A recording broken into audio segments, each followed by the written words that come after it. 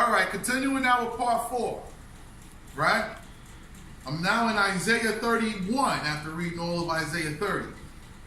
Woe to those who go down to Egypt for help and rely on horses, who trust in chariots because they are many, and in horsemen because they are very strong, but do not rely on the Memra of the Holy One of Israel, or seek teacher from Yah. So as if you lost sight of the topic with your ADD self, the Most High bring the topic right back to show you I'm continuing what I'm talking about.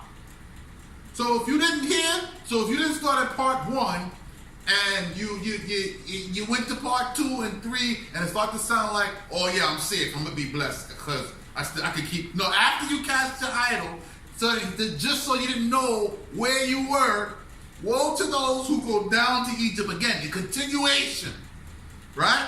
So I started at 29. I read 30, and the Most High picks back up the topic again to reiterate his point. He said it now a second time.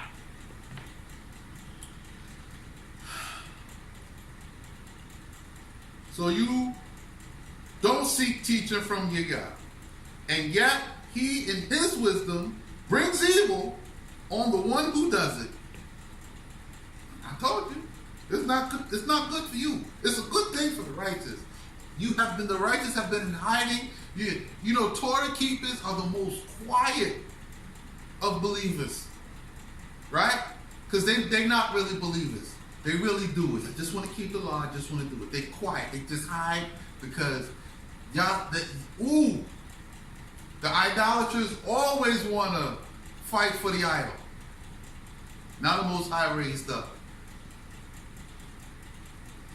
Right?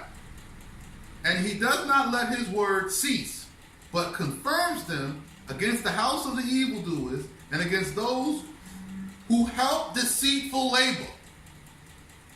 The Egyptians are men and not princes, and their horses are flesh and not spirit. When Yah lifts up the stroke of his might, he will stumble and help will fall, and they will all be destroyed together. For thus Yah said to me, as a lion or as a young lion roars over its prey, and when a band of shepherds are appointed against it, it is not broken up at their shouting or checked at their tumult.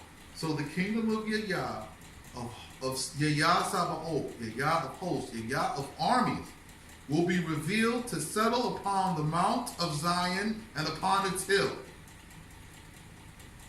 So, the Most High's armies is coming anyway. They're going to make sure they get here. Won't be no idol worshipers in it. You're going to iron that all out.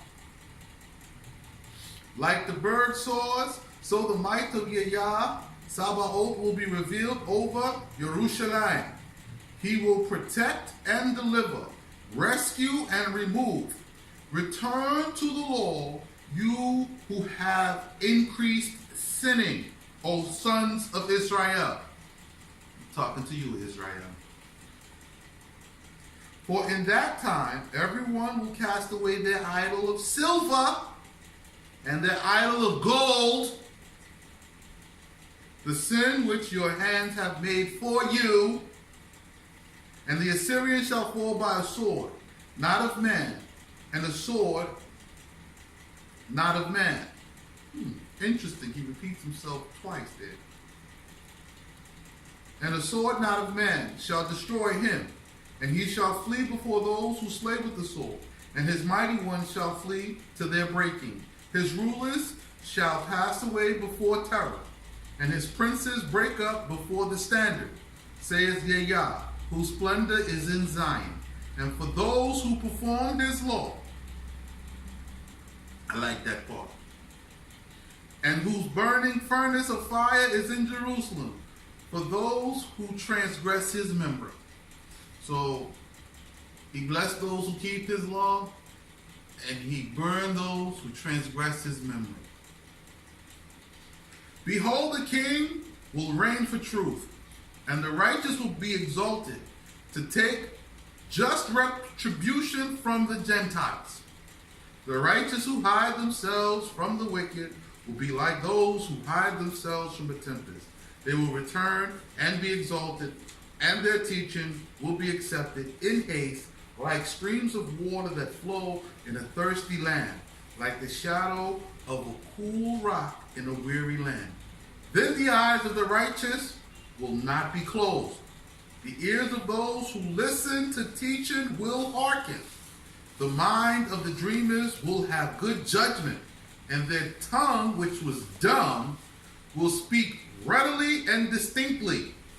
The wicked will no more be called righteous, nor will those who transgress his member be said to be strong.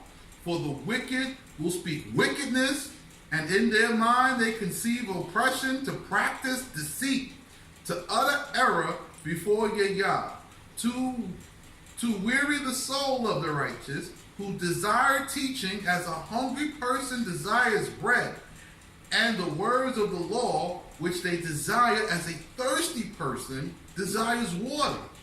They think to void. The deeds of the wicked are evil.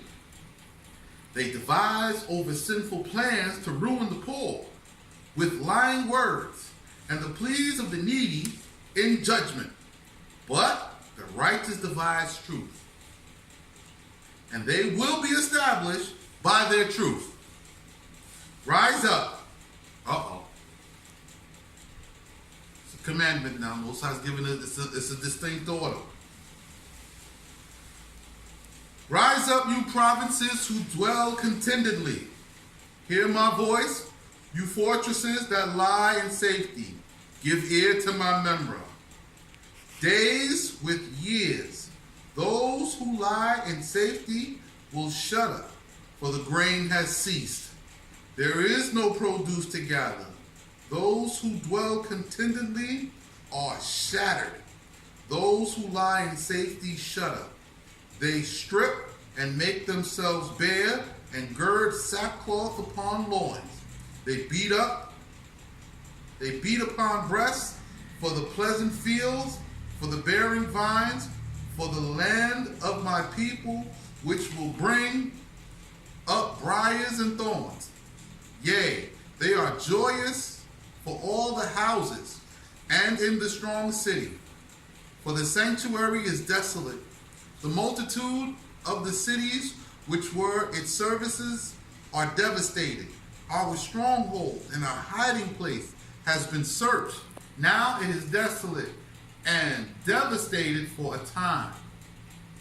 A place that was a house of joy, a pleasure for kings, now has become plundering of armies. And all this until the Spirit comes for us from him whose Shekinah is in the heavens of the height. And the wilderness becomes a fruitful field, and the fruitful field causes many cities to be inhabited. Then those who perform judgment will dwell in the wilderness, and those who do righteousness abide in the fruitful field, and those who do righteousness will be quiet and dwell in safety forever. My people will abide in their habitations,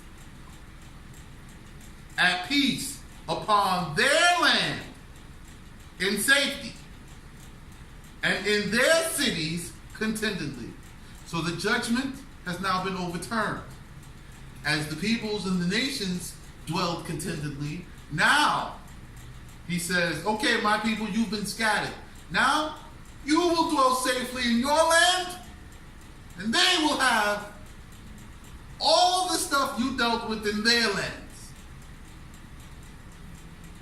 And hail will come down and kill the armies of the Gentiles, and their residents will be devastated and come to an end. Happy are you, the righteous.